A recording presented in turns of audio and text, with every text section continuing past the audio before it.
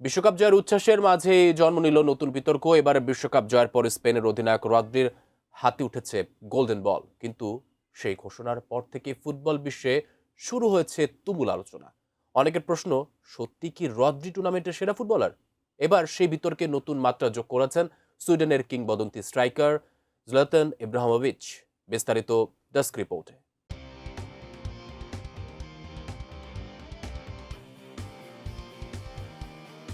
শিরোপার দৌড়ে এগিয়ে থাকলেও প্রত্যাশা পূরণ হয়নি আর্জেন্টিনার।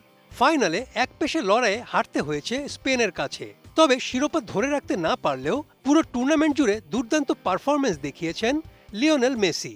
সবাই ধরেই নিয়েছিল বিশ্বকাপের সেরা ফুটবলার হয়তো মেসিই হবেন, কিন্তু সবাইকে অবাক করে দিয়ে সেরা খেলোয়াড় হয়ে গোল্ডেন বল জিতে নিয়েছেন স্পেনের অধিনায়ক রদ্রি।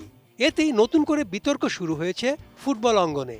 এবার সেই বিতর্কে কড়া মতামত জানালেন কিংবদন্তি ফুটবলার জলাতান ইব্রাহিমোভিচ।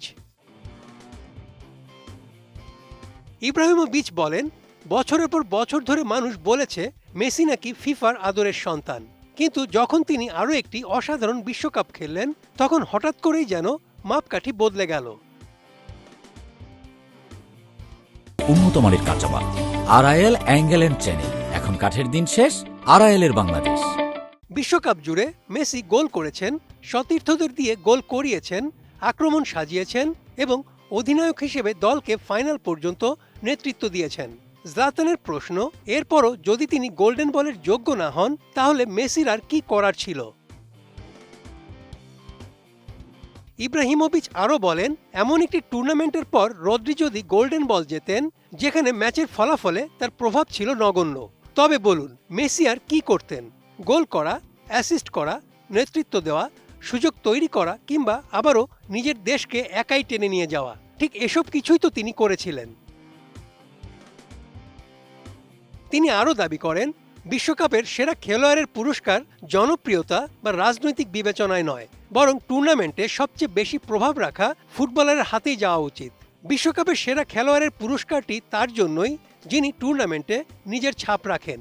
এমন দুর্দান্ত পারফরম্যান্সের পরেও যদি মেসি এটি না জেতেন তবে ফুটবলের উচিত মানুষের কাছে এর ব্যাখ্যা দেওয়া। মেসিকে ঘিরে দীর্ঘদিনের বিতর্কের কথাও তুলে আনেন সাবেক AC Milan, Inter Milan, Barcelona ও পিএসজি তারকা। তার ভাষায়, মানুষ বলতো ফিফা মেসিকে সুরক্ষা দেয়, অথচ যখন তিনি পুরস্কারটি পাওয়ার সবচেয়ে বেশি যোগ্য ছিলেন ঠিক তখনই তাকে খালি হাতে ফিরতে হয়েছিল। ফুটবলের পরিহাসও বড়ই অদ্ভুত। 2022 কাতার বিশ্বকাপে গোল্ডেন বল জিতেছিলেন Messi.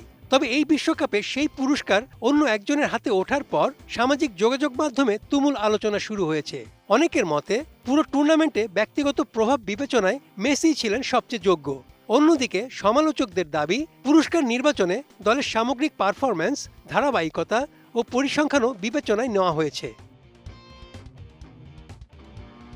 Desk report, ATN news.